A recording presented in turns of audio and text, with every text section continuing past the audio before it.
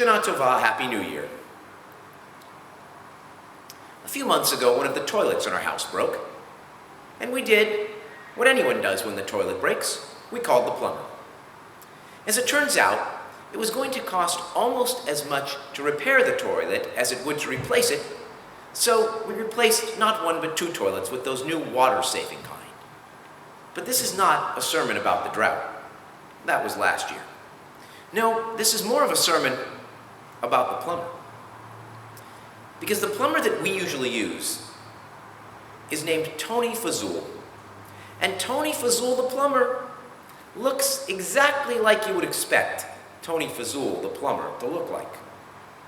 He's an enormous man. He's about 300 pounds. He speaks in a very thick Brooklyn accent. And he plays upon that stereotype. His truck says on it, Fazul and Sons Plumbing, you got a problem? Forget about it. And so Tony comes walking up to the door, and he says, Rabbi, it's nice to see you. You might remember that I also do Rabbi Doddick's plumbing. I'm like the plumber for all the rabbis. But not only that, I'm also the rabbi for plumbers. Because everybody's always telling me their problems. To which I replied, yes, but you actually fix them. I'm not sure the rest of us can say the same thing. And I instantly knew that I had my sermon theme for the year. Because that conversation reminded me so much of a very famous quotation in Pirke Avot, the Ethics of the Fathers, chapters of the Talmud, where Ben Zoma asks the question, who is wise? The answer, the one who learns from all people. And it actually sounds even better in Hebrew. Ezehu hacham halomed mikol adam. Who is wise? The one who learns from all people. Over the next 10 days, I hope to explore with you some of the lessons that I have learned from all different kinds of people, some expected, some unexpected. In addition, I'm going to be relating most of these lessons to various prayers that are found in our High Holiday Machzor, our High Holiday prayer book, so we can learn not only from moderns, but from the ancient sages and scholars who put together the beautiful words, the holy words of this book.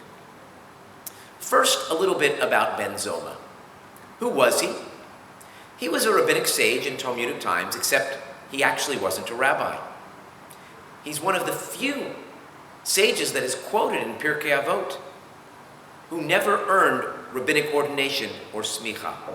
His formal name was actually Shimon ben Zoma, but because there are so many rabbis and sages known as Shimon in his time, they dropped the Shimon and they just call him Ben Zoma. Despite his lack of rabbinic ordination, he was known as amongst the most learned men of his time. He could quote any verse of Bible at any time. And it was said that if you saw him in a dream, then you too would be visited with great wisdom. Sadly, his life ended tragically as he was one of the 4 sages who went into the Pardes, the secret garden, and only Rabbi Akiva emerged unscathed. Ben Zoma went mad, Ben Azai died, and Rabbi Elisha ben Abuya became a heretic. Despite his tragic entry into madness, he leaves behind this incredible pearl of wisdom. But what exactly does it mean? On the one hand, it's as simple as it sounds. We can learn from any person that we encounter along the way. But on the other hand, it's counterintuitive, because when it comes to learning, we expect to learn from a teacher.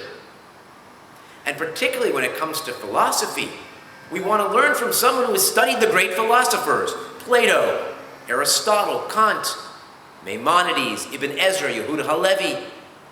In Ben Zoma's time, I imagine it was Hillel and Shammai. And yet here he comes along and says that the wisest one is the one who learns from all people.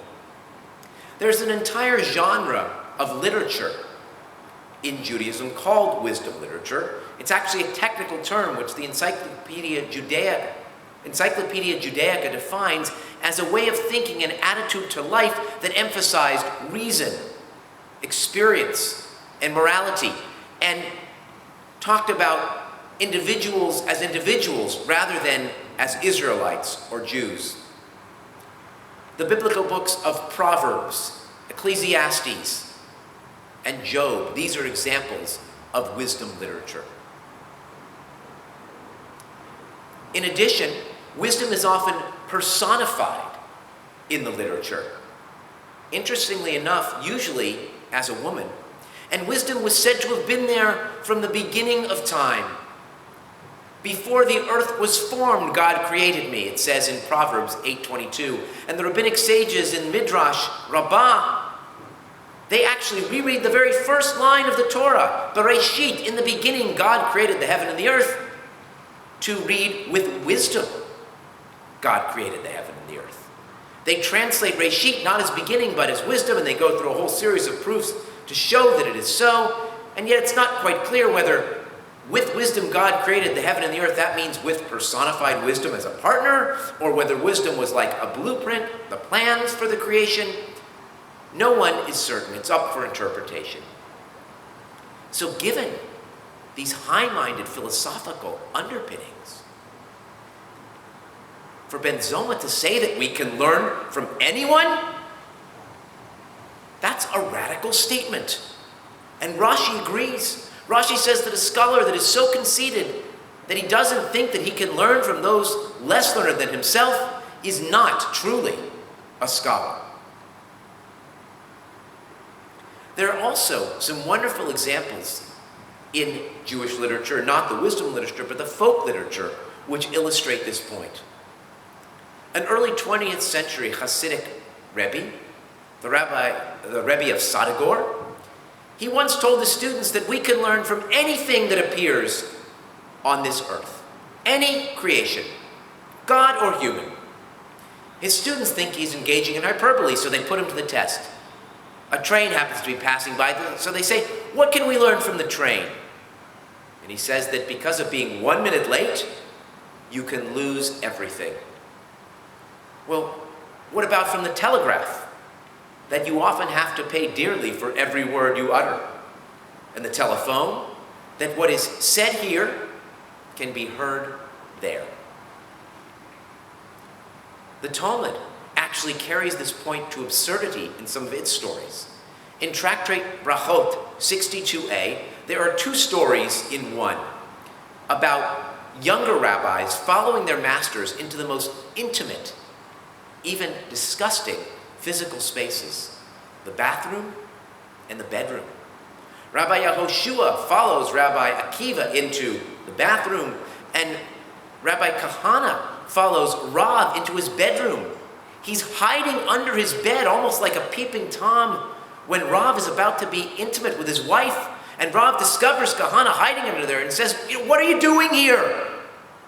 And Kahana says, well, it's a matter of Torah, and I need to learn. Every creature, every creation, every act is an opportunity for learning. And so over the next 10 days, I hope to share with you some of the lessons that I have learned from all different kinds of people. As I mentioned, some are expected, some are unexpected. But I return now to Tony Fazul, the plumber for rabbis, the rabbi for plumbers, the generator of sermon ideas. I said to him, you may recall at the beginning of the story, at the beginning of the sermon, I said, when he told me that people tell him his problems, and I said, you fix them, I'm not sure that the rest of us can say the same. What can we do? Well, we can listen. And if we listen carefully enough, we can learn. May the coming year, 5776, be a good and sweet new year for all of you.